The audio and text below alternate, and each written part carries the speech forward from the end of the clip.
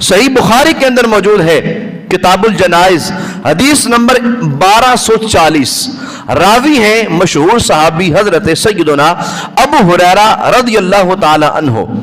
آپ روایت کرتے ہیں سرکار دو عالم صلی اللہ علیہ وسلم نے ارشاد فرمایا حق المسلم علی المسلم خمس۔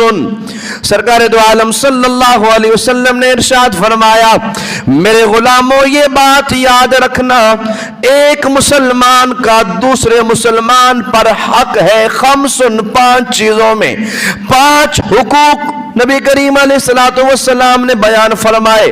صحیح بخاری حدیث نمبر 1240 ہے۔ سرکار دو عالم صلی اللہ علیہ وسلم نے ارشاد فرمایا پہلا حق کیا ہے؟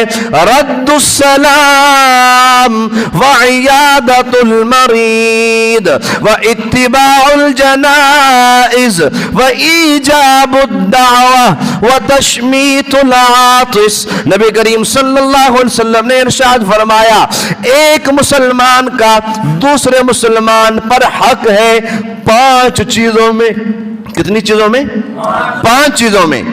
پہلی چیز فرمایا رد السلام، مسلمان کا حق ہے کہ جب کوئی سلام کرے تو اس کا جواب دیا جائے، جب کوئی سلام کرے تو اس کا جواب دیا جائے۔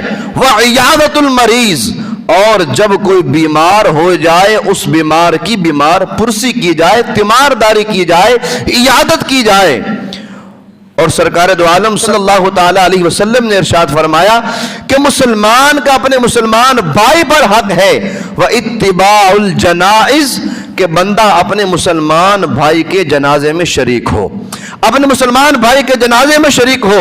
اور اس کے بعد نبی کریم صلی اللہ تعالی علیہ وسلم نے ارشاد فرمایا کہ ایک مسلمان کا اپنے مسلمان بھائی پر حق یہ ہے کہ جب وہ اس کو دعوت دے تو اس کی دعوت کو قبول کرے۔ اور اس کے بعد سرکار دو عالم صلی اللہ علیہ وسلم نے فرمایا وتشمیت العاطس، کہ جب کوئی چھینکے اور چھینک پر اللہ کی حمد بیان کرے، الحمدللہ کہے، تو مسلمان کا مسلمان پر حق یہ ہے کہ چھینکنے والے کا جواب دے۔